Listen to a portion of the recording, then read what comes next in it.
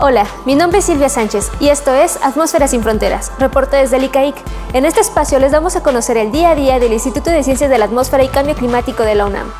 Este 15 de noviembre se llevó a cabo la conferencia de prensa Estado y Perspectivas del Cambio Climático en México y una mirada a la COP27, organizada por el ICAIC y el PINC, donde se presentaron los resultados de la revisión de publicaciones científicas con el fin de tener un panorama actualizado en el cambio climático en México y sus impactos.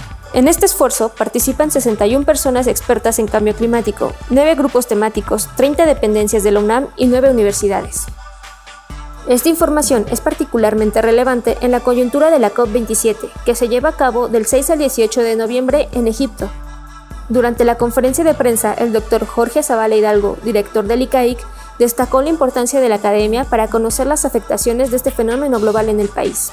Nos parece muy importante mencionar que hay grandes avances en la elaboración de este estudio que va a incluir un resumen ejecutivo, luego un resumen y luego el libro en extenso, donde en las próximas semanas se irá publicando con medios digitales en forma amigable y en forma dinámica toda esta información que incluye la ciencia del cambio climático en México.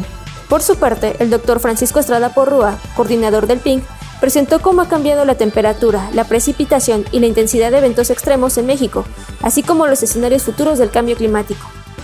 Mencionó que desde inicios del siglo XX, la temperatura anual promedio para México ha aumentado alrededor de 1.7 grados centígrados. Sin embargo, este aumento no ha sido homogéneo en todo el país.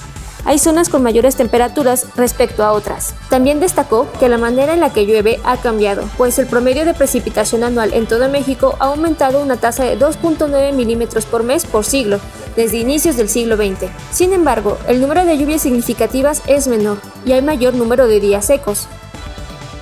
Respecto a los escenarios futuros del cambio climático en México, el doctor Estrada mencionó: tenemos que, por ejemplo, para el corto plazo, digamos, del 2040 para el 2060, alrededor del 2050, digamos, la temperatura en promedio más o menos para todos los estados del país aumentará entre 2 y 2.5 grados centígrados, más o menos. En todos los casos aumenta y dependiendo del escenario de emisiones, cuanto mayor es el escenario de emisiones, cuanto más emitimos, más aumenta el incremento de la temperatura.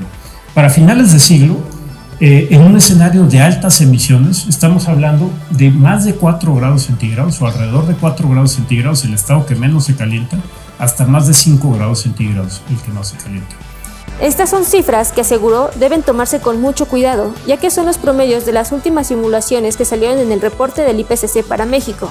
Sin embargo, son una importante advertencia de los efectos que México podría tener si no se toman medidas pronto. En su participación, la doctora Amparo Martínez expuso los impactos del cambio climático en temas como salud, agricultura, recursos hídricos y biodiversidad. Sobre los compromisos climáticos internacionales y por qué importa participar en las COP, la doctora Martínez enfatizó la importancia de la presencia de México en estas negociaciones, pero sobre todo del cumplimiento de los acuerdos.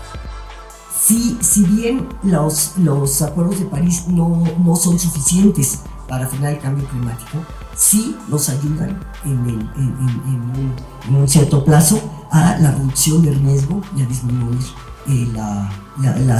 los daños. Por lo cual es muy importante que además de aumentar la ambición, seamos capaces de cumplir lo que ya tenemos y colaborar con los otros países para que cumplan también.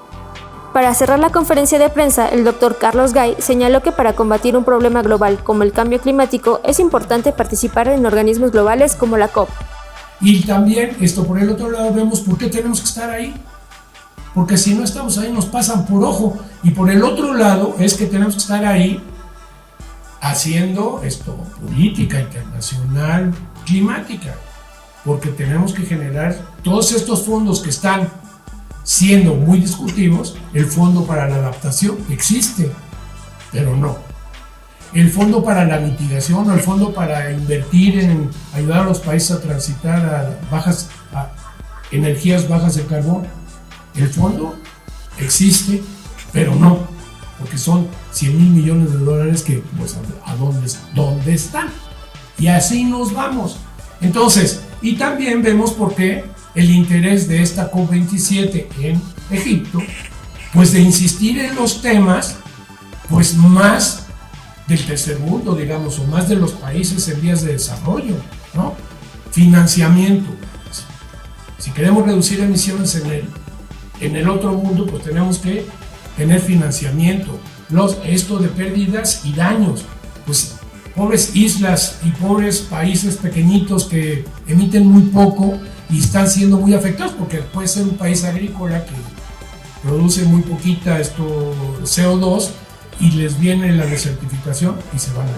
Entonces, bueno, por todo esto, yo creo que es importante la COP27, por eso es importante que participemos en ella, por eso es importante que hayamos anunciado que vamos a estar no marginados, porque es un problema muy importante. Si estamos ahí podemos reclamar estas cosas que de otra manera no podríamos reclamar. O sea, se calentó, ¿y yo qué hice para que se calentara? ¿Y yo qué?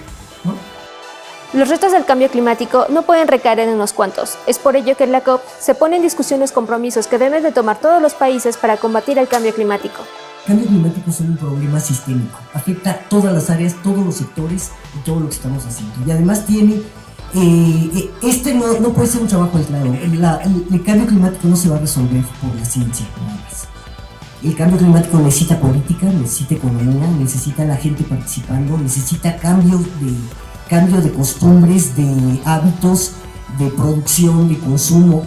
Entonces, lo que estamos haciendo es poner la parte de responsabilidad que nos toca con el privilegio de estar en universidades y tener conocimiento para ayudar a que las decisiones se tomen de la mejor manera. Pero sabemos que no se van a tomar solo por ciencia. Si quieres ver la conferencia completa, visita nuestra página web www.atmosfera.unam.mx o nuestra página de YouTube. No olvides seguirnos en nuestras redes sociales buscando ICAIC-UNAM.